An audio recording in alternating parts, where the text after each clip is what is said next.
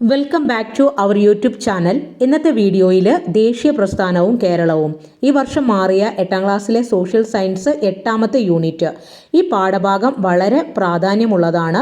മുന്നോട്ടുള്ള പരീക്ഷകളിൽ ദേശീയ പ്രസ്ഥാനവുമായി ബന്ധപ്പെട്ടതും കേരള നവോത്ഥാനവുമായി ബന്ധപ്പെട്ടുമായിട്ടുള്ള ഒരുപാട് ചോദ്യങ്ങൾ ഈ പാഠഭാഗത്തു നിന്ന് വരാൻ സാധ്യതയുണ്ട്. വളരെ ഡീറ്റെയിൽ ആയിട്ട് കാര്യങ്ങൾ കൊടുത്തിട്ടുള്ള ഒരു അധ്യായമാണ്. സോ നിങ്ങൾ ഈ ചാപ്റ്റർ മുഴുവനായിട്ട് കാണാൻ ശ്രമിക്കുക. വീഡിയോ ഉപകാരപ്പെടുന്നുണ്ടെങ്കിൽ ലൈക്ക് ചെയ്യാനും ഷെയർ ചെയ്യാനും കമൻറ്റ് ചെയ്യാനും മറക്കരുത്. നവോത്ഥാനവുമായി ബന്ധപ്പെട്ട് ദേശീയ പ്രസ്ഥാനവുമായി ബന്ധപ്പെട്ട് PSC ചോദിക്കുന്ന ഒരുവിധം ചോദ്യങ്ങളൊക്കെ ഇതിനകത്ത് ഉൾപ്പെട്ടിട്ടുണ്ട്. ഇപ്പോൾ നവോത്ഥാനം ഒട്ടും അറിയാത്ത ആളുകൾക്ക് ഈ ഒരു അധ്യായം കണ്ടാലും ഏകദേശം മാർക്ക് സ്കോർ ചെയ്യാനായിട്ട് സാധിക്കും. ഈ പാഠഭാഗത്ത് നിന്ന് പ്രതീക്ഷിക്കാവുന്ന ഒന്നാമത്തെ ചോദ്യം, തിരുവിതാംകൂർ സേന ഡച്ചുകാരെ പരാജയപ്പെടുത്തിയതിൻ്റെ ഓർമ്മയ്ക്കായി ഒരു ധീരയോദ്ധാവിൻ്റെ പ്രതിമ നിർമ്മിച്ചിട്ടുള്ളത് എവിടെയാണ്? തിരുവനന്തപുരം ജില്ലയിലെ പാങ്ങോട്.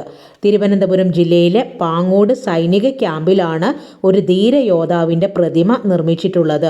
ഈ പ്രതിമ 1741 കുളച്ചലിൽ വെച്ച് തിരുവിതാംകൂർ സേന ഡച്ചുകാരെ പരാജയപ്പെടുത്തിയതിൻ്റെ ഓർമ്മയ്ക്കായിട്ടാണ് സ്ഥാപിച്ചിട്ടുള്ളത്. അപ്പോൾ ഈ ഭാഗത്ത് നിന്ന് മുൻവർഷങ്ങളിൽ ചോദിച്ചിട്ടുള്ള ഒരു ചോദ്യം, കുളച്ചൽ യുദ്ധം നടന്ന വർഷം 1741 ഓഗസ്റ്റ് 10 കുളച്ചൽ യുദ്ധം നടന്നത്. കുളച്ചൽ എന്ന സ്ഥലം സ്ഥിതി ചെയ്യുന്നത് തമിഴ്നാട്ടിലെ കന്യാകുമാരി ജില്ലയിലാണ്. തമിഴ്നാട്ടിലെ കന്യാകുമാരി ജില്ലയിലാണ് കുളച്ചൽ എന്ന സ്ഥലം സ്ഥിതി ചെയ്യുന്നത്. അപ്പോൾ ഈ കുളച്ചലിൻ്റെ ചരിത്ര പ്രാധാന്യം, തിരുവിതാംകൂർ സേനയും ഡച്ചുകാരും തമ്മിൽ ഏറ്റുമുട്ടിയത് എവിടെ വെച്ചാണ്? കുളച്ചലിൽ വെച്ചാണ്. അപ്പോൾ ഇവിടെ നടന്ന യുദ്ധത്തിൽ അവിടെ വിജയിച്ചത് തിരുവിതാംകൂർ സേനയാണ്. അതിൻ്റെ ഓർമ്മയ്ക്കായിട്ടാണ് പാങ്ങോട് മിലിറ്ററി ക്യാമ്പിൽ ഒരു ധീരയോദ്ധാവിൻ്റെ പ്രതിമ സ്ഥാപിച്ചിട്ടുള്ളത്. ഇന്ത്യയിലേക്ക് വന്ന യൂറോപ്യന്മാരിൽ ആദ്യം വന്നത് പോർച്ചുഗീസുകാർ, രണ്ടാമത് ഡച്ച്, 3 ഫ്രഞ്ച്, 4ാമതാണ് ബ്രിട്ടീഷുകാർ വന്നത്. അപ്പോൾ ഇവിടെ ഓർമ്മിച്ചു വെക്കുക, ഡച്ചുകാർ അവരെ ലന്തക്കാരെന്നാണ് അറിയപ്പെട്ടിരുന്നത്. ഡച്ച് എന്ന് പറയുമ്പം നെതർലാൻഡാണ് കേട്ടോ, നെതർലാൻഡ്. പോർച്ചുഗീസുകാരാണെങ്കിൽ പറങ്കികൾ, ഇനി ബ്രിട്ടീഷുകാർ വെള്ളക്കാർ. അത് ഓർമ്മിച്ചു വെക്കുക. ബ്രിട്ടീഷുകാർ ഇവിടെ 200 വർഷമാണ് ഭരിച്ചിട്ടുള്ളത്. അപ്പോൾ ഇവിടെ എന്തിനു വേണ്ടിയിട്ടാണ് വ്യത്യസ്ത യൂറോപ്യൻ രാജ്യങ്ങളിൽ നിന്ന് ആളുകൾ വന്നത്? ഇവിടെ കച്ചവടം സ്ഥാപിക്കുക. എന്നാൽ കച്ചവടം സ്ഥാപിക്കുക എന്ന ലക്ഷ്യത്തിനപ്പുറം ഇവിടുത്തെ നാട്ടുരാജ്യങ്ങൾ പിടിച്ചെടുത്ത് അവിടെ രാഷ്ട്രീയ അധികാരം സ്ഥാപിക്കാനാണ് യൂറോപ്യന്മാർ ശ്രമിച്ചത്. അതിനുവേണ്ടി യൂറോപ്യന്മാർ തമ്മിൽ പരസ്പരം മത്സരിക്കുകയും അതിൽ മേൽക്കൈ ലഭിച്ചത് ബ്രിട്ടീഷുകാർക്കാണ്. അടുത്തതായി ഈ ഭാഗത്ത് നിന്ന് പ്രതീക്ഷിക്കാവുന്ന ഒരു ചോദ്യം, കേരളത്തിൽ ബ്രിട്ടീഷ് ഈസ്റ്റ് ഇന്ത്യ കമ്പനിയുടെ നേരിട്ടുള്ള ഭരണത്തിൽ കീഴിലുണ്ടായിരുന്ന പ്രദേശം ഏതാണ്? കേരളത്തിൽ ബ്രിട്ടീഷ് ഈസ്റ്റ് ഇന്ത്യ കമ്പനി അല്ലെങ്കിൽ ഇംഗ്ലീഷ് ഈസ്റ്റ് ഇന്ത്യ കമ്പനിയുടെ നേരിട്ടുള്ള ഭരണത്തിന് കീഴിലുണ്ടായിരുന്ന പ്രദേശം ഏതാണ്? മലബാർ ആയിരുന്നു കേട്ടോ. ഇത് PSC പ്രീവിയസ് ക്വസ്റ്റ്യൻ ആണ്. കേരളത്തിൽ ഇംഗ്ലീഷ് ഈസ്റ്റ് ഇന്ത്യ കമ്പനിയുടെ നേരിട്ടുള്ള ഭരണത്തിന് കീഴിലുണ്ടായിരുന്ന പ്രദേശം മലബാർ. കൊച്ചി, തിരുവിതാംകൂർ ഈ നാട്ടുരാജ്യങ്ങൾ ബ്രിട്ടീഷ് മേൽക്കോയ്മ അംഗീകരിച്ചുകൊണ്ടുള്ള രാജഭരണത്തിന് കീഴിലായിരുന്നു. ഓർമ്മിച്ചു വെക്കുക, കൊച്ചിയും തിരുവിതാംകൂറും ബ്രിട്ടീഷുകാരുടെ മേൽക്കോയ്മ അംഗീകരിച്ചുകൊണ്ടുള്ള രാജഭരണത്തിന് കീഴിലാണ് നിലനിന്നിരുന്നത്. ഈ ഭാഗത്ത് നിന്ന് പ്രതീക്ഷിക്കാവുന്ന മറ്റൊരു ചോദ്യം, പുരളിമലയിലെ പൂമരങ്ങൾ എന്ന കൃതി രചിച്ചത് P. കുഞ്ഞിരാമൻ നായർ. പുരളിമലയിലെ പൂമരങ്ങൾ എന്ന കൃതി രചിച്ചതാരാണ്? P. കുഞ്ഞിരാമൻ നായർ. ഇനി ഈ വരി തന്നിട്ട് ആരെഴുതിയാന്ന് ചോദിക്കും, അല്ലെങ്കിൽ ഏത് കൃതിയിലേന്നും ചോദിക്കും. ഓർമ്മിച്ചു വെക്കുക, ഒട്ടും മറന്നില്ല ഞങ്ങളിന്നും നെടും കോട്ടയം നാട്ടിലെ കേസരി വീരനെ, ഹൃത്തിലെ ചെഞ്ചോര നീരിലാ സ്വാതന്ത്ര്യ വിത്തുമുളപ്പിച്ച കർഷക വീരനെ, സ്വാതന്ത്ര്യ ലബ്ധിതൻ ലഹരിയിൽ പാടെ മറന്നു മലയാളിയെങ്കിലും.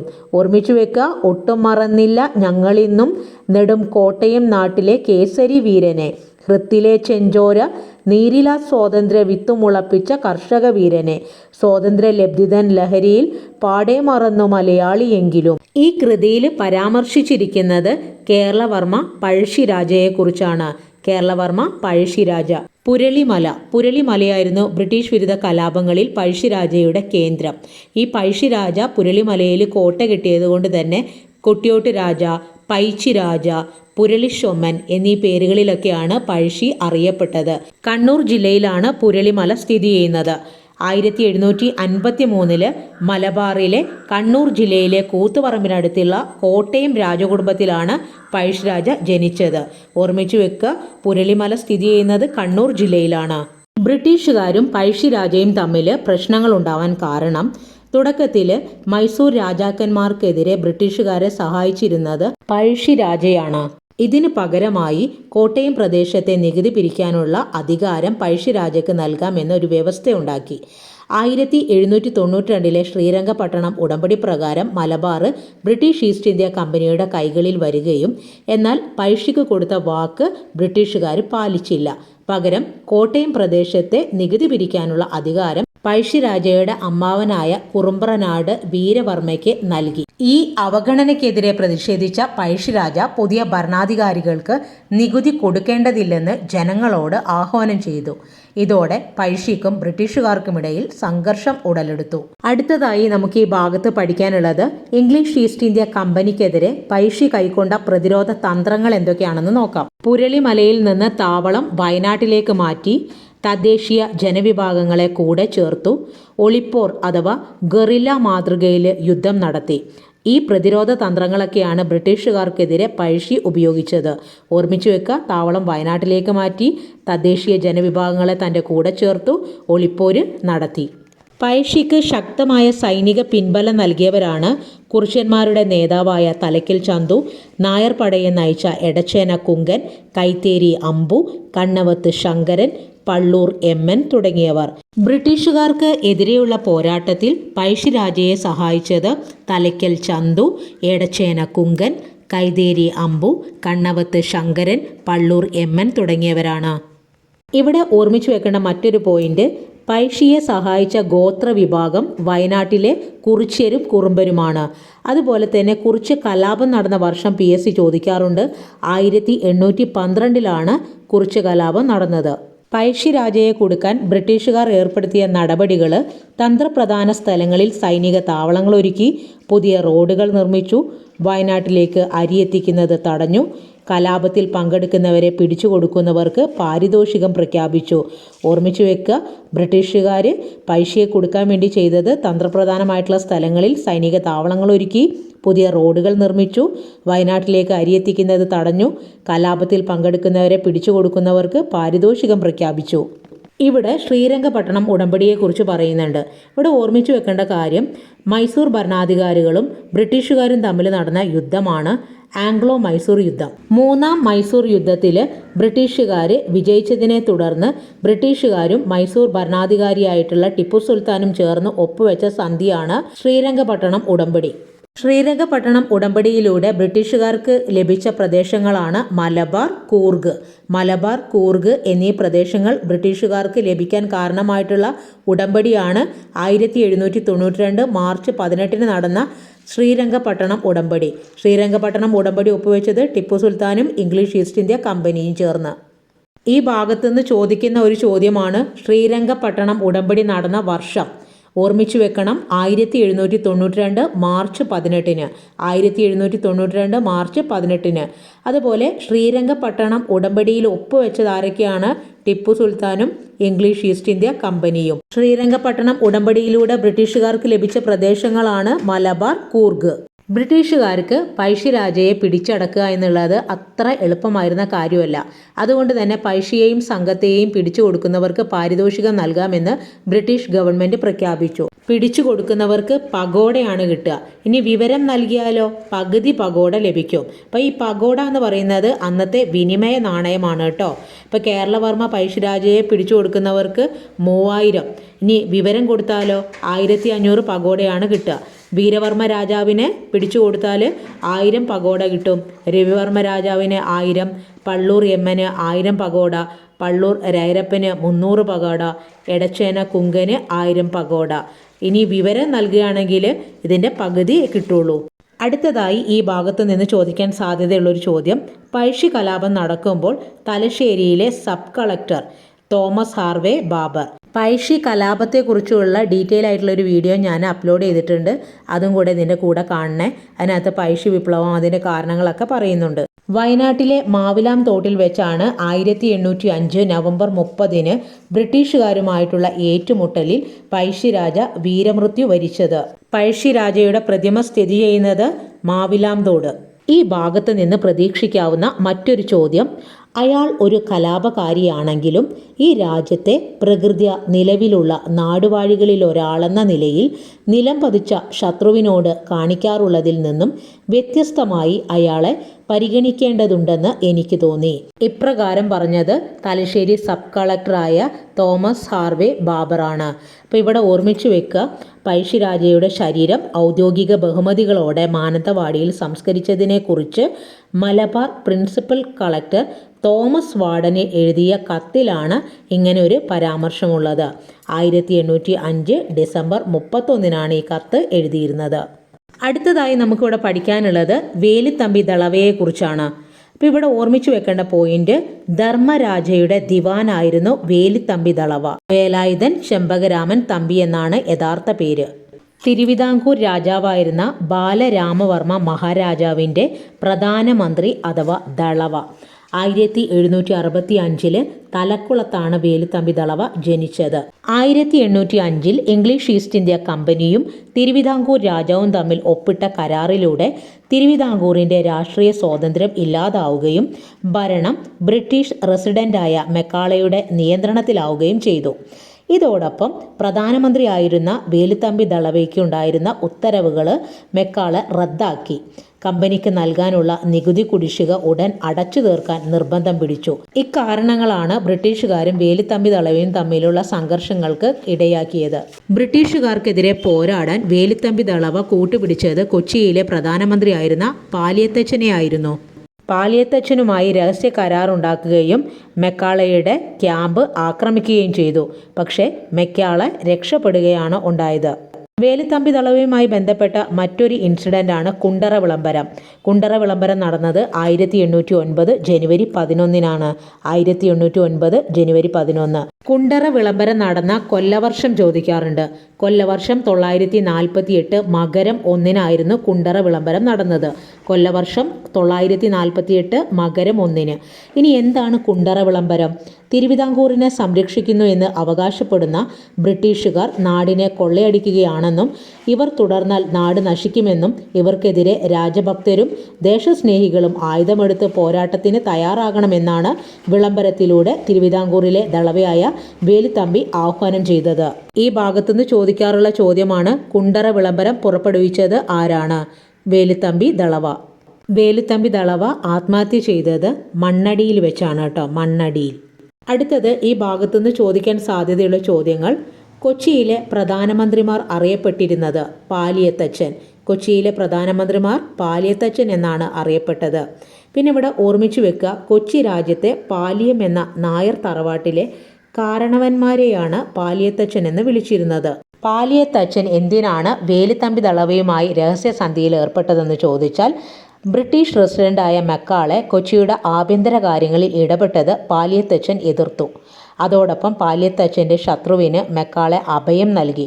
ഈ പ്രശ്നം രൂക്ഷമായതിനെ തുടർന്നാണ് തിരുവിതാംകൂറിലെ ദളവയായ വേലുത്തമ്പിയുമായി ചേർന്ന് പാലിയത്തച്ഛൻ ബ്രിട്ടീഷുകാർക്കെതിരെ പോരാട്ടം ആരംഭിച്ചത്. ഈ പോരാട്ടത്തിൽ പരാജയം സംഭവിച്ച പാലിയത്തച്ഛനെ മദ്രാസിലേക്കാണ് നാടുകടത്തിയത്. കൊച്ചിയിലും തിരുവിതാംകൂറിലും റെസിഡൻ്റായിരുന്ന വ്യക്തിയാണ് കേണൽ മെക്കാളെ. അടുത്തത് ഗോത്ര കലാപങ്ങളെക്കുറിച്ചാണ് പഠിക്കാനുള്ളത്. ബ്രിട്ടീഷുകാർക്ക് എതിരായി കേരളത്തിൽ നടന്ന ഗോത്ര കലാപങ്ങളിൽ വളരെ പ്രസിദ്ധമായ ഒന്നാണ് കുറിച്യ കലാപം. 1812 കുറിച്യ കലാപം നടന്നത്. നേതൃത്വം നൽകിയത് വയനാട്ടിലെ ഗോത്രവിഭാഗങ്ങളായ കുറിച്യര്, കുറുമ്പര്. PSCക്ക് ഇഷ്ടമുള്ള ഒരു ഭാഗമാണ് കുറിച്യ കലാപം. എല്ലായ്പ്പോഴും കുറിച്യ കലാപം നടന്ന വർഷം ചോദിക്കും, അല്ലെങ്കിൽ കുറിച്യ കലാപത്തിന് നേതൃത്വം നൽകിയ വ്യക്തിയെ ചോദിക്കും. രാമൻ നമ്പിയാണ് കുറിച്യ കലാപത്തിന് നേതൃത്വം നൽകിയത് കേട്ടോ, രാമൻ നമ്പി. ഗോത്ര ജനത ബ്രിട്ടീഷുകാർക്കെതിരെ തിരിയാനുള്ള കാരണങ്ങൾ: ഗോത്ര ജനതയുടെ തുണ്ടുഭൂമികൾ ബ്രിട്ടീഷുകാർ പിടിച്ചെടുത്തു, പരമ്പരാഗത കൃഷിരീതികൾ തുടരാൻ അനുവദിച്ചില്ല, നികുതിയായി സാധനങ്ങൾക്ക് പകരം പണം ആവശ്യപ്പെട്ടു. ഇത്രയും കാരണങ്ങൾ കൊണ്ടാണ് ബ്രിട്ടീഷുകാർക്കെതിരെ ശക്തമായിട്ട് പ്രതിഷേധിക്കാൻ കുറുമ്പരും കുറിച്യരും തീരുമാനിച്ചത്. രാമമൂപ്പൻ എന്നറിയപ്പെടുന്നത് രാമനമ്പിയാണ്. രാമനമ്പി, രാമമൂപ്പൻ. 1836 മുതൽ 1853 വരെ 18 വർഷങ്ങൾക്കിടയിൽ മലബാറിൽ 22ഓളം ശക്തമായ കലാപങ്ങളാണ് നടന്നത്. ഇനി മലബാറിലെ കർഷകരെ കലാപത്തിന് പ്രേരിപ്പിച്ച ഘടകങ്ങൾ ബ്രിട്ടീഷ് ഗവൺമെൻറ്റിൻ്റെ നികുതി നയം, ജന്മിമാരുടെ ചൂഷണം, കുടിയൊഴിപ്പിക്കൽ, ഇതൊക്കെയാണ്. ഇക്കാര്യത്തെക്കുറിച്ച് വ്യക്തമായിട്ടുള്ള തെളിവുകൾ തരുന്നത് വില്യം ലോഗൻ്റെ മലബാർ മാനുവൽ എന്ന കൃതിയിലൂടെയാണ്. ഇവിടെ ഓർമ്മിച്ചു വെക്കുക, PSC എല്ലായ്പ്പോഴും ചോദിക്കുന്ന ഒരു ചോദ്യമാണ്, മലബാർ മാനുവൽ എഴുതിയതാരാണ്? William Logan. ആരായിരുന്നു വില്യം ലോഗൻ? മലബാർ ഡിസ്ട്രിക്ട് കളക്ടറായിരുന്നു വില്യം ലോഗൻ. കർഷകർ നടത്തിയ ഈ കലാപം മാപ്പിള ലഹള എന്നാണ് അറിയപ്പെടുന്നത്. മാപ്പിള ലഹളകൾ. മാപ്പിള കർഷകരായിരുന്നു ഇതിന് നേതൃത്വം നൽകിയിരുന്നത് കേട്ടോ. തെക്കേ മലബാറിലെ മാപ്പിള കർഷകർ. ഇവിടെ ഒരു ടേബിൾ തന്നിട്ടുണ്ട്, അത് കംപ്ലീറ്റ് ചെയ്യണം.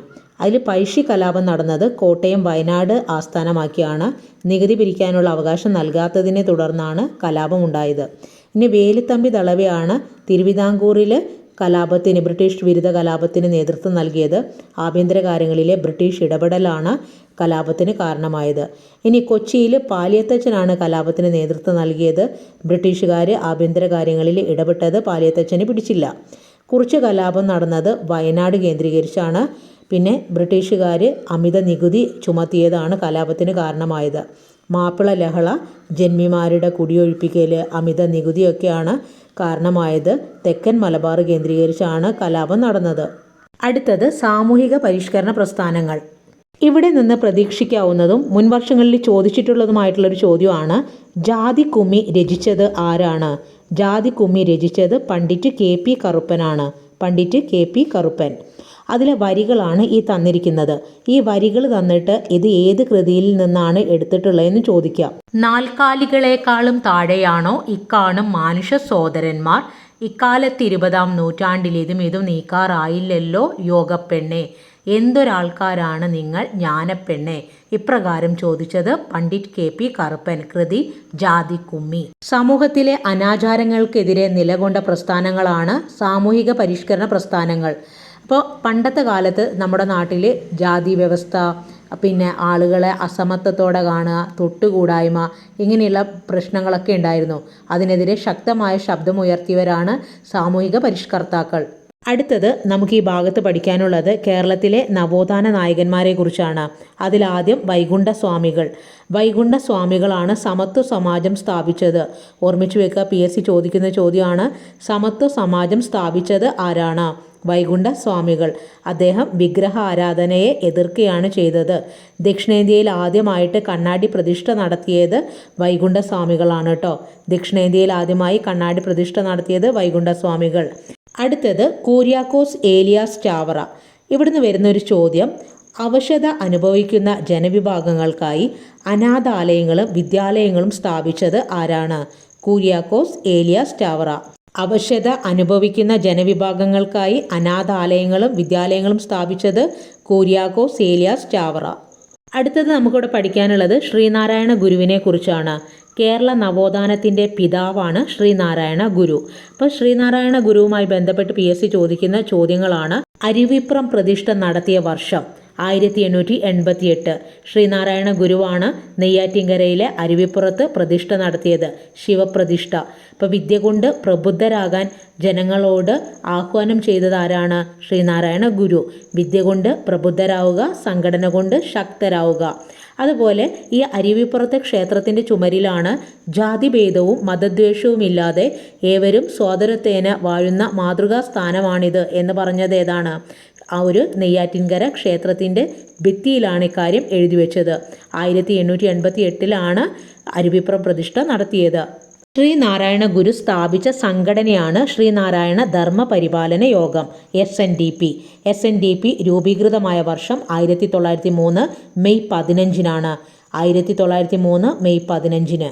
ശ്രീനാരായണ ഗുരുവിൻ്റെ ദർശനങ്ങൾ സ്വാധീനിച്ചത് സഹോദരൻ അയ്യപ്പനെ, മഹാകവി Kumaran Asan, doctor P. Palpu, TK Madhavan തുടങ്ങിയ പരിഷ്കർത്താക്കളെ. അടുത്തത് ചട്ടമ്പി സ്വാമികൾ. ജാതി വ്യവസ്ഥയെയും യുക്തിരഹിതമായ ആചാരങ്ങളെയും എതിർത്ത സാമൂഹിക പരിഷ്കർത്താവാണ് ചട്ടമ്പി സ്വാമികൾ. ചട്ടമ്പി സ്വാമികളുടെ അദ്ദേഹത്തിൻ്റെ പ്രധാന കൃതികളാണ് പ്രാചീന മലയാളം, ക്രിസ്തുമത നിരൂപണം തുടങ്ങിയവ. അടുത്തത് വക്കം അബ്ദുൽ ഖാദർ മൗലവി. മുസ്ലിം സമുദായത്തിൻ്റെ സാംസ്കാരിക നവോത്ഥാനത്തിന് വേണ്ടി പ്രവർത്തിച്ച വ്യക്തിയാണ് വക്കം അബ്ദുൽ ഖാദർ മൗലവി. അദ്ദേഹം രൂപം നൽകിയ പ്രസ്ഥാനമാണ് തിരുവിതാംകൂർ മുസ്ലിം മഹാജനസഭ. ഇതെല്ലായ്പ്പോഴും ചോദിക്കുന്ന ചോദ്യമാണ്. തിരുവിതാംകൂർ മുസ്ലിം മഹാജനസഭ സ്ഥാപിച്ചത് വക്കം അബ്ദുൽ ഖാദർ മൗലവി. സ്വദേശാഭിമാനി പത്രത്തിൻ്റെ പത്രാധിപരായിരുന്നു വക്കം അബ്ദുൽ ഖാദർ മൗലവി. സ്വദേശാഭിമാനി പത്രം ആരംഭിച്ചതാരാണ്? വക്കം അബ്ദുൽ ഖാദർ മൗലവി. അടുത്തത് അയ്യങ്കാളി. അടിസ്ഥാന ജനവിഭാഗങ്ങളുടെ അവകാശങ്ങൾക്കും ആത്മാഭിമാനത്തിനും സഞ്ചാര സ്വാതന്ത്ര്യത്തിനും വിദ്യാഭ്യാസത്തിനും വേണ്ടി പോരാടിയ സാമൂഹ്യ പരിഷ്കർത്താവാണ് അയ്യങ്കാളി. സാധുജന പരിപാലന സംഘം ആരംഭിച്ചതാരാണ്? അയ്യങ്കാളിയാണ്. സാധുജന പരിപാലന സംഘം. കല്ലുമാല സമരം, വില്ലുവണ്ടി സമരം, ഇതിനെല്ലാം നേതൃത്വം നൽകിയത് അയ്യങ്കാളിയാണ്. അയ്യങ്കാളിയെക്കുറിച്ച് ഡീറ്റെയിൽ ആയിട്ടുള്ള വീഡിയോ ഞാൻ ചെയ്തിട്ടുണ്ട്. ചട്ടമ്പി സ്വാമികളെക്കുറിച്ചും നവോത്ഥാന നായകന്മാരെക്കുറിച്ചുള്ള വീഡിയോ ചെയ്തിട്ടുണ്ട്. അതും ഇതിനോടൊപ്പം കാണുക കേട്ടോ. അടുത്തത് മന്നത്ത് പത്മനാഭൻ. മന്നത്ത് പത്മനാഭൻ സ്ഥാപിച്ച സംഘടനയാണ് NSS, നായർ സർവീസ് സൊസൈറ്റി. പിന്നെ നായർ സമുദായത്തിൻ്റെ സാമൂഹിക മുന്നേറ്റത്തിനും വിദ്യാഭ്യാസ പുരോഗതിക്കും വേണ്ടി പ്രവർത്തിച്ച വ്യക്തിയാണ് മന്നത്ത് പത്മനാഭൻ. വൈക്കം സത്യാഗ്രഹത്തിനോട് അനുബന്ധിച്ച് സവർണ ജാഥ സംഘടിപ്പിച്ചത് മന്നത്ത് പത്മനാഭനാണ്. അടുത്തത് പൊയ്കയിൽ യോഹന്നാൻ. പൊയ്കയിൽ അപ്പച്ചൻ, കുമാരഗുരു എന്നൊക്കെ അറിയപ്പെടുന്നതാരാണ്? പൊയ്കയിൽ യോഹന്നാൻ. പൊയ്കയിൽ യോഹന്നാൻ സ്ഥാപിച്ച സംഘടനയാണ് പ്രത്യക്ഷ രക്ഷാ ദൈവസഭ, PRDS. പ്രത്യക്ഷ രക്ഷാ ദൈവസഭ സ്ഥാപിച്ചതാരാണ്? പൊയ്കയിൽ യോഹന്നാൻ. ജാതീയത, അടിമത്തം തുടങ്ങിയ സാമൂഹിക തിന്മകൾക്കെതിരെ പോരാടിയ സാമൂഹ്യ പരിഷ്കർത്താവാണ് പൊയ്കയിൽ യോഹന്നാൻ. അടുത്തത് VT ഭട്ടതിരിപ്പാട്. നമ്പൂതിരി സമുദായത്തിലെ പരിഷ്കർത്താവ് എന്ന രീതിയിൽ അറിയപ്പെടുന്നത് VT ഭട്ടതിരിപ്പാടിനെ. യോഗക്ഷേമ സഭ എന്ന പ്രസ്ഥാനം ആരംഭിച്ചത് VT ഭട്ടതിരിപ്പാടാണ്. അദ്ദേഹത്തിൻ്റെ വളരെ പ്രശസ്തമായിട്ടുള്ള നാടകമാണ് അടുക്കളയിൽ നിന്ന് അരങ്ങത്തേക്ക്. അടുക്കളയിൽ നിന്ന് അരങ്ങത്തേക്ക്. ഈ നാടകം രചിച്ചത് 1929 ആ വർഷം ചോദിക്കാറുണ്ട്. അടുത്തത് പണ്ഡിറ്റ് KP കറുപ്പൻ. അരയ സമാജം എന്ന സംഘടന സ്ഥാപിച്ചത് പണ്ഡിറ്റ് KP കറുപ്പനാണ്. പണ്ഡിറ്റ് KP കറുപ്പൻ എഴുതിയ കൃതിയാണ് ജാതിക്കുമ്മി. അതും PSC ചോദിക്കാറുള്ള ചോദ്യമാണ്. കവിയും നാടകകൃത്തുമായ അദ്ദേഹം പിന്നോക്ക വിഭാഗങ്ങളുടെ ഉന്നമനത്തിന് വേണ്ടിയാണ് പ്രവർത്തിച്ചത്. ഈഴവ മെമ്മോറിയൽ ഒപ്പിട്ടത് പണ്ഡിറ്റ് KP കറുപ്പൻ്റെ നേതൃത്വത്തിലാണ്. അടുത്തത് വാഗ്ഭടാനന്ദൻ. ആത്മവിദ്യാസംഘം എന്ന പ്രസ്ഥാനം സ്ഥാപിച്ചത് വാഗ്ഭടാനന്ദനാണ്. യുക്തി ചിന്തയിൽ അധിഷ്ഠിതമായ വിമർശന ചിന്തയെ പ്രോത്സാഹിപ്പിച്ചു. ആചാരങ്ങളെ കാലത്തിനനുസരിച്ച് പരിഷ്കരിക്കാൻ ശ്രമിച്ചു. ആചാരങ്ങളെ കാലത്തിനനുസരിച്ച് പരിഷ്കരിക്കാൻ ശ്രമിച്ചതാരാണ്? വാഗ്ഭടാനന്ദൻ. അദ്ദേഹം രൂപം നൽകിയ പ്രസ്ഥാനമാണ് ആത്മവിദ്യാസംഘം. കേരളത്തിലെ മറ്റ് സാമൂഹ്യ പരിഷ്കർത്താക്കളാണ് ദാക്ഷായണി വേലായുധൻ, പാർവതി നെന്മേനി മംഗലം, ആര്യാപ്പള്ളം, കാളിക്കുട്ടി ആശാത്തി തുടങ്ങിയവർ. അവരെക്കുറിച്ച് ഒരു വീഡിയോ ഡീറ്റെയിൽ ആയിട്ട് ഞാൻ പിന്നീട് ചെയ്യാം കേട്ടോ. അടുത്തതായി നമുക്ക് ഈ ഭാഗത്ത് പഠിക്കാനുള്ളത് പൗരസ്വാതന്ത്ര്യത്തിന് വേണ്ടിയുള്ള പോരാട്ടങ്ങൾ. എല്ലാ മതത്തിലുള്ള ചാന്നാട്ടികളും കട്ടിശീല കൊണ്ട് ഉടുത്തു കെട്ടിക്കൊള്ളുകയോ മേൽജാതിയിലുള്ള സ്ത്രീകളെ പോലെ അല്ലാതെ മറ്റ് ഏത് വിധത്തിൽ എങ്കിലും മറച്ചു വെച്ചു കൊള്ളുകയോ ചെയ്യുന്നതിന് വിരോധം ഇല്ലായ്ക കൊണ്ട് വിവരം സകലമാന പേരും അറിഞ്ഞു നടന്നു കൊള്ളുകയും വേണം. ചാന്നാർ ലഹളയുമായി ബന്ധപ്പെട്ടുള്ള കാര്യങ്ങളാണ് ഇവിടെ തന്നേക്കുന്നത്. സ്ത്രീകൾക്ക് മേൽവസ്ത്രം ധരിക്കാൻ അവകാശം നൽകിക്കൊണ്ട് തിരുവിതാംകൂർ മഹാരാജാവായ ഉത്രം തിരുനാൾ മാർത്താണ്ഡവർമ്മയാണ് ഈ വിളംബരം പുറപ്പെടുവിച്ചത്. ഓർമ്മിച്ചു വെക്കുക, ചാന്നാർ സ്ത്രീകൾക്ക് മേൽമുണ്ട് ധരിക്കാനുള്ള അവകാശം നൽകിയ തിരുവിതാംകൂർ രാജാവാരാണ്? ഉത്രം തിരുനാൾ മാർത്താണ്ഡവർമ്മ. തെക്കൻ തിരുവിതാംകൂറിലെ ചാന്നാർ സമുദായത്തിലെ സ്ത്രീകൾക്ക് ഉയർന്ന വിഭാഗം എന്ന് കരുതപ്പെട്ടിരുന്ന സ്ത്രീകളെ പോലെ മേൽവസ്ത്രം ധരിക്കാനുള്ള അവകാശമുണ്ടായിരുന്നില്ല. ക്രിസ്ത്യൻ മിഷണറിമാരുടെ പിന്തുണയോടെ പൊതുസ്ഥലങ്ങളിൽ മേൽമുണ്ട് ധരിച്ച് പ്രത്യക്ഷപ്പെട്ട ചാന്നാർ സ്ത്രീകളെ ഉയർന്ന വിഭാഗമെന്ന് കരുതപ്പെട്ടിരുന്നവർ ആക്രമിക്കുകയും അവരുടെ മേൽമുണ്ട് വലിച്ചു കീറുകയും ചെയ്തു. ഇതിനെ തുടർന്ന് 1859 ജൂലൈ 26 ചാന്നാർ സ്ത്രീകൾക്ക് മാറുമറയ്ക്കുന്നതിനുള്ള നിയന്ത്രണങ്ങൾ ഒഴിവാക്കിക്കൊണ്ട് തിരുവിതാംകൂർ രാജാവ് കൽപ്പന പുറപ്പെടുവിച്ചത്. ഇപ്പോൾ ചാന്നാർ ലഹള നടന്നത് 1859 1813 മുതൽ 1859 വരെയാണ് ചാന്നാർ ലഹള നടന്നത്. മാറുമറയ്ക്കാനുള്ള അവകാശം ലഭിച്ചത് 1859 ജൂലൈ 26. അടുത്തത് വൈക്കം സത്യാഗ്രഹം. വൈക്കം ക്ഷേത്രത്തിന് 100 മീറ്റർ അകലെ സ്ഥാപിച്ചിരുന്ന ബോർഡാണ് ഈ തന്നിരിക്കുന്നത്. അയിത്തജാതിക്കാർക്ക് ഇതിനപ്പുറം പ്രവേശിക്കാൻ പാടില്ല. 1924 മാർച്ച് 30-നാണ് വൈക്കം സത്യാഗ്രഹം ആരംഭിച്ചത്. വൈക്കം ക്ഷേത്രത്തിന് ചുറ്റുമുള്ള റോഡിലൂടെ താഴ്ന്ന ജാതിക്കാർക്ക് നടക്കാനുള്ള അല്ലെങ്കിൽ സഞ്ചരിക്കാനുള്ള സ്വാതന്ത്ര്യം ഉണ്ടായിരുന്നില്ല. ഈ വിവേചനത്തിനെതിരെ 1924 മാർച്ച് 30-നാണ് വൈക്കം സത്യാഗ്രഹം ആരംഭിച്ചത്. വൈക്കം സത്യാഗ്രഹത്തിന് നേതൃത്വം നൽകിയത് ടി.കെ. മാധവൻ, കെ. കേളപ്പൻ, കെ.പി. കേശവമേനോൻ തുടങ്ങിയവരാണ്. ഓർമ്മിച്ചു വെക്കുക: ടി.കെ. മാധവൻ, കെ. കേളപ്പൻ, കെ.പി. കേശവമേനോൻ. വൈക്കം സത്യാഗ്രഹം നടന്ന വർഷം 1924 മാർച്ച് 30-ന്. വൈക്കം സത്യാഗ്രഹം അവസാനിച്ചത് ഗാന്ധിജിയുടെ മധ്യസ്ഥതയിലാണ്. 1925 നവംബർ 23-നാണ് വൈക്കം സത്യാഗ്രഹം അവസാനിച്ചത്. ഇതോടുകൂടി ക്ഷേത്രത്തിൻ്റെ 3 വശങ്ങളിൽ കൂടിയുള്ള റോഡുകളിൽ കിഴക്കേ നടയിലുള്ള 2 പാതകൾ ഒഴികെ ഹിന്ദുമതത്തിലെ എല്ലാ വിഭാഗക്കാർക്കും തുറന്നു കൊടുക്കപ്പെട്ടു. വൈക്കം സത്യാഗ്രഹത്തോട് അനുബന്ധിച്ച് വൈക്കത്ത് നിന്ന് തിരുവനന്തപുരത്തേക്ക് സവർണ ജാഥ സംഘടിപ്പിച്ചതാരാണ്? മന്നത്ത് പത്മനാഭൻ. അടുത്തത് ഗുരുവായൂർ സത്യാഗ്രഹത്തെക്കുറിച്ചാണ് പഠിക്കാനുള്ളത്. ഗുരുവായൂർ സത്യാഗ്രഹവുമായി ബന്ധപ്പെട്ട് ചോദിക്കുന്ന ചോദ്യങ്ങൾ: ഗുരുവായൂർ സത്യാഗ്രഹ കമ്മിറ്റി ആരുടെ നേതൃത്വത്തിലാണ് രൂപീകരിച്ചത്? കെ. കേളപ്പൻ, മന്നത്ത് പത്മനാഭൻ. ഗുരുവായൂർ സത്യാഗ്രഹത്തിനോട് അനുബന്ധിച്ച് മരണം വരെ നിരാഹാരം കിടക്കാൻ തീരുമാനിച്ചത് കെ. കേളപ്പൻ. ഗുരുവായൂർ സത്യാഗ്രഹത്തിൻ്റെ വോളണ്ടിയർ ക്യാപ്റ്റൻ AKG ആയിരുന്നു. ഗുരുവായൂർ സത്യാഗ്രഹത്തിൽ ഏറ്റവും കൂടുതൽ ക്രൂരമർദ്ദനത്തിന് ഇരയായത് പി. കൃഷ്ണപിള്ള. ഹിന്ദുമതത്തിലെ എല്ലാ വിഭാഗം ജനങ്ങൾക്കും ഗുരുവായൂർ ക്ഷേത്രത്തിൽ പ്രവേശനം അനുവദിക്കണമെന്ന ആവശ്യമിട്ട് നടന്ന പ്രക്ഷോഭമാണ് ഗുരുവായൂർ സത്യാഗ്രഹം. ഗാന്ധിജിയുടെ ഇടപെടലിനെ തുടർന്നാണ് സമരം അവസാനിപ്പിച്ചത്. ക്ഷേത്രപ്രവേശനത്തെക്കുറിച്ച് പൊതുജനങ്ങളുടെ അഭിപ്രായം അറിയുവാൻ പൊന്നാനി താലൂക്കിൽ കോൺഗ്രസ് ജനഹിത പരിശോധന നടത്തിയതും ഗുരുവായൂർ സത്യാഗ്രഹത്തിനോട് അനുബന്ധിച്ചാണ്. അപ്പോൾ ഭൂരിപക്ഷം പേരും ഇതിനെ പിന്തുണയ്ക്കുകയാണ് ചെയ്തത്. ഇങ്ങനെ സമസ്ത ഹിന്ദുക്കൾക്കും ക്ഷേത്രപ്രവേശനത്തിന് അനുകൂലമായ അന്തരീക്ഷം സൃഷ്ടിക്കാൻ ഗുരുവായൂർ സത്യാഗ്രഹത്തിന് കഴിഞ്ഞു. അടുത്തതായി ഈ ഭാഗത്ത് നിന്ന് PSC ചോദിക്കുന്ന ചോദ്യം: ആധുനിക കാലത്തെ മഹാത്ഭുതം എന്നറിയപ്പെടുന്നത് ക്ഷേത്രപ്രവേശന വിളംബരം. 1936 നവംബർ 12-നാണ് തിരുവിതാംകൂർ ഭരണാധികാരിയായിരുന്ന ശ്രീ ചിത്തിര തിരുനാൾ ബാലരാമവർമ്മ ക്ഷേത്രപ്രവേശന വിളംബരം പുറപ്പെടുവിച്ചത്. ഓർമ്മിച്ചു വെക്കുക: ക്ഷേത്രപ്രവേശന വിളംബരം നടന്ന വർഷം 1936 നവംബർ 12. ക്ഷേത്രപ്രവേശന വിളംബരം പുറപ്പെടുവിച്ചത് ശ്രീ ചിത്തിര തിരുനാൾ ബാലരാമവർമ്മ. ഗാന്ധിജിയാണ് ക്ഷേത്രപ്രവേശന വിളംബരത്തെ ആധുനിക കാലത്തെ മഹാത്ഭുതമെന്ന് വിശേഷിപ്പിച്ചത്. അടുത്തത് പാലിയം സത്യാഗ്രഹം. പാലിയം സത്യാഗ്രഹം നടന്നത് 1947-48 കാലഘട്ടത്തിലാണ്. നേതൃത്വം നൽകിയത് C. കേശവൻ. അയിത്തോച്ചാടനത്തിനെതിരെ കേരളത്തിൽ നടന്ന സമരമായിരുന്നു പാലിയം സത്യാഗ്രഹം.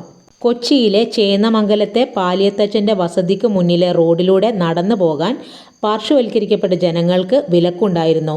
ഈ പ്രശ്നത്തെ ചൊല്ലി രാഷ്ട്രീയ കക്ഷികളും സമുദായ സംഘടനകളും ഒത്തുചേർന്ന് നടത്തിയ സമരമാണ് പാലിയം സത്യാഗ്രഹം. പാലിയം സത്യാഗ്രഹത്തിന് നേതൃത്വം നൽകിയത് രാഷ്ട്രീയ കക്ഷികൾ, സമുദായ സംഘടനകൾ. പാലിയം സത്യാഗ്രഹത്തിനോടനുബന്ധിച്ച് 1948-ലാണ് കൊച്ചിയിലെ മുഴുവൻ ക്ഷേത്രങ്ങളും ജാതി മത ഭേദമന്യേ എല്ലാവർക്കുമായി തുറന്നു കൊടുക്കപ്പെട്ടത്. അതോടുകൂടി പാലിയം റോഡിലൂടെ സഞ്ചരിക്കുന്നതിനുള്ള നിയന്ത്രണവും ഇല്ലാതായി. ഇവിടെ തന്നിരിക്കുന്ന ടേബിൾ നോക്കൂ. മേൽമുണ്ട് സമരം, വസ്ത്രധാരണ വിലക്ക്. വൈക്കം സത്യാഗ്രഹം സഞ്ചാരത്തിനായിട്ടുള്ള വിലക്ക്. ഗുരുവായൂർ സത്യാഗ്രഹം ക്ഷേത്രപ്രവേശനത്തിനായിട്ടുള്ള വിലക്ക്. പാലിയം സത്യാഗ്രഹം സഞ്ചാരത്തിനായിട്ടുള്ള വിലക്ക്. അടുത്തതായി ഈ ഭാഗത്തു നിന്ന് പ്രതീക്ഷിക്കാവുന്ന ഒരു ചോദ്യം: വരിക വരിക സഹചരെ, സഹന സമര സമയമായി കരളുറച്ച് കൈകൾ കോർത്ത് കാൽനടക്കി പോകുന്ന. ബ്രിട്ടനെ വിരട്ടുവിൻ, ചട്ടമൊക്കെ മാറ്റുവിൻ, ദുഷ്ടനീതി വിഷ്ടഭത്തിലൊട്ടുമേ നിലച്ചിട. ഉപ്പു നാം കുറുക്കണം, ആരു വന്നെതിർക്കിലും അല്പവും കൊടുത്തിടാതെ കോപിയാതെ നിൽക്കണം. അപ്പോൾ ഇപ്രകാരം ഈ വരികൾ ആരെഴുതിയാണ്? അംഷി നാരായണപിള്ള എഴുതിയതാണ് കേട്ടോ. 1930 ഉപ്പു സത്യാഗ്രഹവുമായി ബന്ധപ്പെട്ടാണ് ഈ ഗാനം എഴുതിയതാരാണ്? അംഷി നാരായണപിള്ള. മലബാറിലെ ദേശീയ പ്രക്ഷോഭങ്ങൾക്ക് ആക്കം കൂട്ടിയത് മലബാർ ജില്ലാ കോൺഗ്രസ് കമ്മിറ്റിയുടെ രൂപീകരണവും ഹോം റൂളിൻ്റെ പ്രവർത്തനങ്ങളുമാണ്. ഖിലാഫത്ത്, നിസ്സഹകരണ പ്രസ്ഥാനങ്ങൾക്കും വലിയ പിന്തുണ മലബാറിൽ ലഭിച്ചിരുന്നു. നിസ്സഹകരണ പ്രസ്ഥാനവുമായി ബന്ധപ്പെട്ട് ജനങ്ങൾ വിദേശ നിർമ്മിത വസ്തുക്കൾ, കോടതികൾ, വിദ്യാലയങ്ങൾ, സർക്കാർ സ്ഥാപനങ്ങളൊക്കെ ബഹിഷ്കരിച്ചു. കേരളത്തിലെ സമരങ്ങൾക്ക് നേതൃത്വം നൽകിയത് C Kunhirama Menon, K Kelappan, U Gopala Menon, K P Kesava Menon, Muhammad Abdurahiman Sahib, E Moithu Moulavi, Moyyarath Sankaran തുടങ്ങിയവരാണ്. കേരളത്തിലെ ഉപ്പ് സത്യാഗ്രഹത്തിൻ്റെ കേന്ദ്രം മലബാറിലെ പയ്യന്നൂരായിരുന്നു. കെ കേളപ്പനാണ് ഉപ്പ് സത്യാഗ്രഹത്തിന് നേതൃത്വം നൽകിയത്. കോഴിക്കോട് സത്യാഗ്രഹത്തിന് നേതൃത്വം നൽകിയത് അബ്ദുൾ റഹിമാൻ സാഹിബാണ്. മുഹമ്മദ് അബ്ദുറഹിമാൻ സാഹിബ്. കേരളത്തിൽ നിന്നുള്ള കോൺഗ്രസിൻ്റെ ദേശീയതല നേതാക്കളായിരുന്നു barrister G P Pillai, C Sankaran Nair. INC-യുടെ അധ്യക്ഷനായ ആദ്യ മലയാളിയായിരുന്നു സി ശങ്കരൻ നായർ. 1920 ഗാന്ധിജിയും മൗലാന ഷൗക്കത്ത് അലിയും നിസ്സഹകരണ ഖിലാഫത്ത് സമരത്തിൻ്റെ പ്രചരണാർത്ഥമാണ് കോഴിക്കോട് എത്തിയത്. 1920 ഗാന്ധിജിയും മൗലാന ഷൗക്കത്ത് അലിയും ഏത് പ്രസ്ഥാനത്തിൻ്റെ പ്രചരണാർത്ഥമാണ് കോഴിക്കോട് വന്നത്? നിസ്സഹകരണ ഖിലാഫത്ത് പ്രസ്ഥാനത്തിൻ്റെ. ഗാന്ധിജി ആദ്യമായി കേരളത്തിൽ വന്നത് 1920 അത് ഖിലാഫത്ത് മൂവ്മെൻറ്റുമായി ബന്ധപ്പെട്ടുകൊണ്ടാണ്.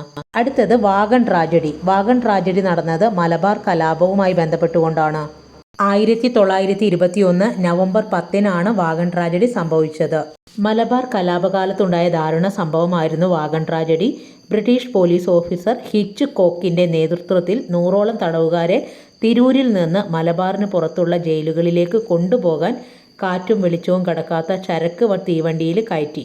യാത്രാമധ്യേ ശ്വസിക്കാൻ വെള്ളമൊന്നുമില്ലാതെ അവർ മരണപ്പെട്ടു. ഈ സംഭവമാണ് വാഗൺ കൂട്ടക്കൊല എന്ന് അറിയപ്പെടുന്നത്.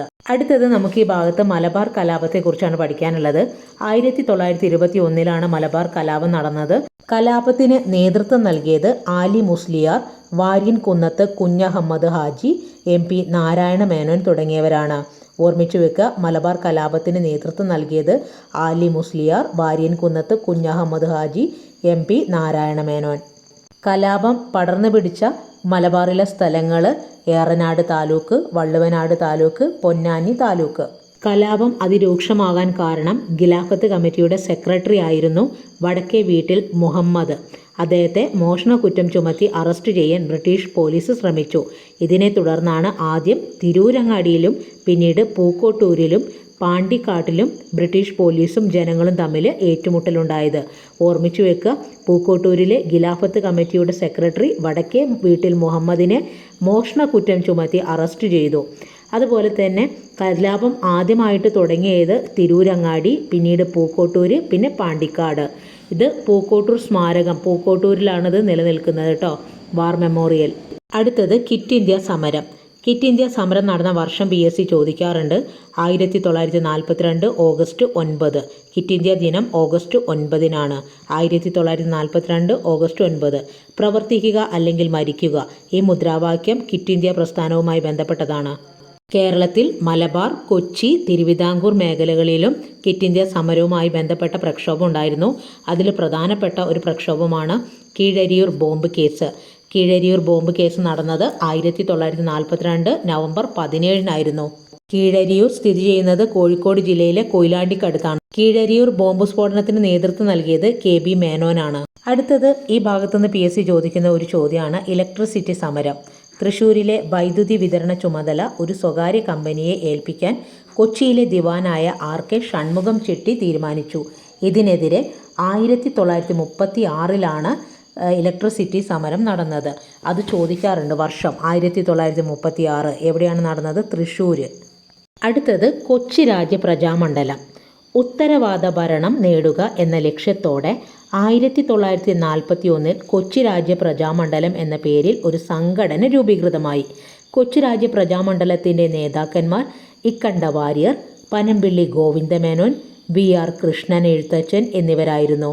ഓർമ്മിച്ചു വെക്കുക, 1941 കൊച്ചി രാജ്യ പ്രജാമണ്ഡലം രൂപീകൃതമായത്. നേതൃത്വം നൽകിയത് ഇക്കണ്ട വാര്യർ, പനമ്പിള്ളി ഗോവിന്ദമേനോൻ, VR കൃഷ്ണൻ എഴുത്തച്ഛൻ തുടങ്ങിയവർ. ഉത്തരവാദ ഭരണവുമായി ബന്ധപ്പെട്ടാണ് സമരം നടത്തിയത്. 1946 ജൂലൈ 29 ഉത്തരവാദ ഭരണദിനമായി ആചരിക്കുകയും ചെയ്തു. പിൽക്കാലത്ത് പ്രജാമണ്ഡലം ഇന്ത്യൻ നാഷണൽ കോൺഗ്രസിൽ ലയിച്ചു. ഇക്കണ്ട വാര്യർ പ്രധാനമന്ത്രിയായി കൊച്ചിയിൽ ആദ്യത്തെ കോൺഗ്രസ് മന്ത്രിസഭ അധികാരമേറ്റു. കൊച്ചിയിലെ ആദ്യത്തെ കോൺഗ്രസ് മന്ത്രിസഭയുടെ പ്രധാനമന്ത്രി ഇക്കണ്ട വാര്യറായിരുന്നു. അടുത്തത് തിരുവിതാംകൂറിലെ ആദ്യകാല രാഷ്ട്രീയ പ്രക്ഷോഭങ്ങൾ. അതിൽ നമുക്ക് ആദ്യം പഠിക്കാനുള്ളത് നിവർത്തന പ്രക്ഷോഭം. 1932 നിവർത്തന പ്രക്ഷോഭം നടന്നത്. നേതൃത്വം നൽകിയത് സി കേശവൻ, NV ജോസഫ്, PK കുഞ്ഞ് തുടങ്ങിയവർ. നിവർത്തന പ്രക്ഷോഭത്തിന് ആ പേര് നിർദ്ദേശിച്ചത് IC ചാക്കോയാണ്. തിരുവിതാംകൂറിൽ നടന്ന ശക്തമായ രാഷ്ട്രീയ പ്രക്ഷോഭത്തിൽ ക്രിസ്ത്യൻ, മുസ്ലിം, ഈഴവ ഈ വിഭാഗങ്ങളുടെ പിന്തുണ ഉണ്ടായിരുന്നു. അടുത്തത് മലയാളി മെമ്മോറിയലിനെ കുറിച്ച് പറയുന്നുണ്ട്.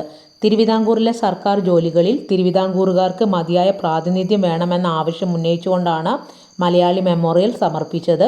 ശ്രീമൂലം തിരുനാളിനാണ് മലയാളി മെമ്മോറിയൽ സമർപ്പിച്ചത്. വർഷം 1891 ജനുവരി 1. മലയാളി മെമ്മോറിയലിന് നേതൃത്വം നൽകിയത് GP Pillai, barrister GP Pillai. അടുത്തത് ഈഴവ മെമ്മോറിയൽ. സർക്കാർ സർവീസിൽ ഈഴവ സമുദായത്തിന് മതിയായ പ്രാതിനിധ്യം ലഭിക്കണമെന്ന ആവശ്യം മുന്നോട്ട് വെച്ചുകൊണ്ട് ഈഴവ മെമ്മോറിയലിന് നേതൃത്വം നൽകിയത് ഡോക്ടർ P പൽപ്പു ആണ്. 1896 സെപ്റ്റംബർ 3 ഈഴവ മെമ്മോറിയൽ സമർപ്പിച്ചത്. 10,028 പേരാണ് മലയാളി മെമ്മോറിയലിൽ ഒപ്പിട്ടത്. 13,176 പേരാണ് ഈഴവ മെമ്മോറിയലിൽ ഒപ്പിട്ടത്. ശ്രീമൂലം തിരുനാളിനാണ് ഈഴവ മെമ്മോറിയൽ സമർപ്പിച്ചത്. തിരുവിതാംകൂറിൽ ഉത്തരവാദ ഭരണത്തിന് വേണ്ടിയുള്ള പ്രവർത്തനങ്ങൾ നടന്നത് തിരുവിതാംകൂർ സ്റ്റേറ്റ് കോൺഗ്രസിന്റെ ആഭിമുഖ്യത്തിലായിരുന്നു. പട്ടം താണുപിള്ളയായിരുന്നു തിരുവിതാംകൂർ സ്റ്റേറ്റ് കോൺഗ്രസിന്റെ ആദ്യ പ്രസിഡന്റ്. ഓർമ്മിച്ചു വെക്കുക, പട്ടം താണുപിള്ള. അടുത്തത് K രാമകൃഷ്ണപിള്ള. സ്വദേശാഭിമാനി പത്രത്തിന്റെ എഡിറ്റർ ആയിരുന്നു K രാമകൃഷ്ണപിള്ള. വക്കം അബ്ദുൽ ഖാദർ മൗലവിയുടെ ഉടമസ്ഥതയിലായിരുന്നു സ്വദേശാഭിമാനി പത്രം. സ്വദേശാഭിമാനി പത്രത്തിന്റെ പത്രാധിപരായിരുന്നു K രാമകൃഷ്ണപിള്ള. സർക്കാരിന്റെ തെറ്റായ നയങ്ങളെയും അഴിമതികളെയും പത്രത്തിലൂടെ അദ്ദേഹം തുറന്നെഴുതിയിരുന്നു.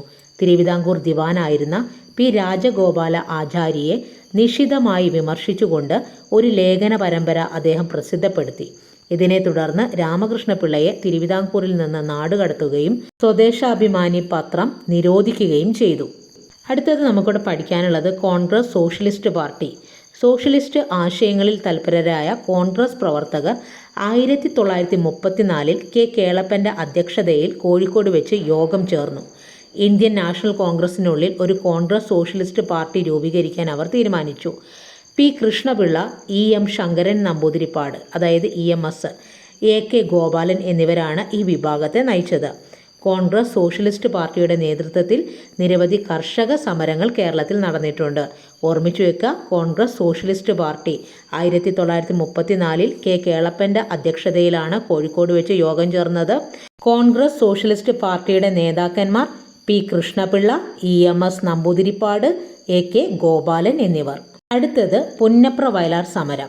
തിരുവിതാംകൂർ ദിവാനായിരുന്ന CP രാമസ്വാമി അയ്യരുടെ സ്വേച്ഛാധിപത്യ ഭരണത്തിനെതിരെ ഉത്തരവാദ ഭരണം സ്ഥാപിക്കുന്നതിന് വേണ്ടി നടത്തിയ സമരമായിരുന്നു പുന്നപ്ര വയലാർ സമരം.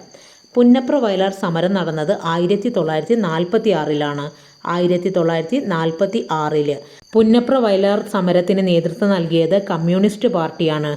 പുന്നപ്ര വയലാർ സമരം നടന്നത് ആലപ്പുഴയിലെ പുന്നപ്രയിലും വയലാറിലും. ഗാന്ധിജിയുടെ പ്രസംഗം കേട്ട് തൻ്റെ ആഭരണങ്ങൾ അഴിച്ച് ദേശീയ പ്രസ്ഥാനത്തിൻ്റെ ഭാഗമായ സ്ത്രീരത്നമാണ് കൗമുദി ടീച്ചർ. ലോകത്തിലെ ഏറ്റവും ദരിദ്ര രാഷ്ട്രങ്ങളിലൊന്നാണ് നമ്മുടെ മാതൃഭൂമി. ഇവിടെ 100 പേരിൽ 3-4 പേർക്ക് മാത്രമാണ് വയറു നിറയെ ഭക്ഷണം കഴിക്കാനുള്ളത്, വസ്ത്രം ധരിക്കാനുള്ളത്. സൂക്ഷ്മമായി പരിശോധിച്ചാൽ അതിന് പോലും നമുക്ക് വകയില്ല. ഇങ്ങനെ കാര്യങ്ങൾ പറഞ്ഞുകൊണ്ടാണ് ഗാന്ധിജി തൻ്റെ പ്രസംഗം തുടങ്ങിയത്. മലബാറിൽ AV കുട്ടിമാളു അമ്മ, അമ്മു സ്വാമിനാഥൻ, തിരുവിതാംകൂറിൽ അക്കമ്മ ചെറിയാൻ, ആനി മസ്ക്രീൻ തുടങ്ങിയവർ ഈ ഒരു കാലയളവിൽ ദേശീയ പ്രക്ഷോഭങ്ങൾക്ക് നേതൃത്വം നൽകിയ സ്ത്രീരത്നങ്ങളാണ്. അടുത്തത് നമുക്കിവിടെ C കുഞ്ഞിക്കാവമ്മയെക്കുറിച്ച് പഠിക്കാനുണ്ട്. C കുഞ്ഞിക്കാവമ്മ. ഗാന്ധിജി ആദ്യമായി കേരളം സന്ദർശിച്ചപ്പോൾ സ്വർണ്ണ നൂലിൽ കോർത്ത ഒരു തുളസിമാല മകനെ കൊണ്ട് ഗാന്ധിജിയുടെ കഴുത്തിൽ അണിയിച്ചു. ഉപഹാരം സ്വീകരിക്കണമെങ്കിൽ ആയുഷ്കാലം മുഴുവൻ ഖാദി വസ്ത്രങ്ങൾ മാത്രമേ ധരിക്കുകയുള്ളൂ എന്ന് പ്രതിജ്ഞ ചെയ്യണം ഗാന്ധിജി നിർദ്ദേശിച്ചു. ആ പ്രതിജ്ഞ ജീവിതാവസാനം വരെ പാലിക്കുകയും സമരങ്ങളുടെ ഭാഗമായി നിരവധി തവണ ജയിൽവാസം അനുഭവിക്കുകയും ചെയ്തു. 1938 കേരള പ്രദേശ് കോൺഗ്രസ് കമ്മിറ്റിയുടെ പ്രസിഡന്റായിട്ട് തിരഞ്ഞെടുക്കപ്പെട്ടു. ഹരിജനോദ്ധാരണം, ഗാന്ധി പ്രചാരണം എന്നിവയിലും സജീവമായിരുന്നു. ഇവിടെ ഓർമ്മിച്ചു വെക്കുക. 1938 കേരള പ്രദേശ് കോൺഗ്രസിൻ്റെ പ്രസിഡൻ്റായ വ്യക്തിയാണ് സി കുഞ്ഞിക്കാവമ്മ. അടുത്തത് കേരള സംസ്ഥാന രൂപീകരണവുമായി ബന്ധപ്പെട്ട കാര്യങ്ങളാണ്.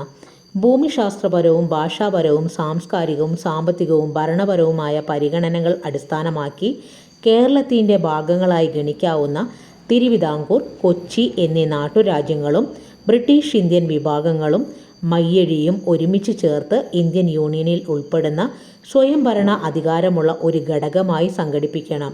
ഈ ഘടകത്തിലെ ഭരണകൂടത്തിൻ്റെ എല്ലാ അധികാര ശക്തിയും ജനങ്ങളിൽ നിക്ഷിപ്തമായിരിക്കണം.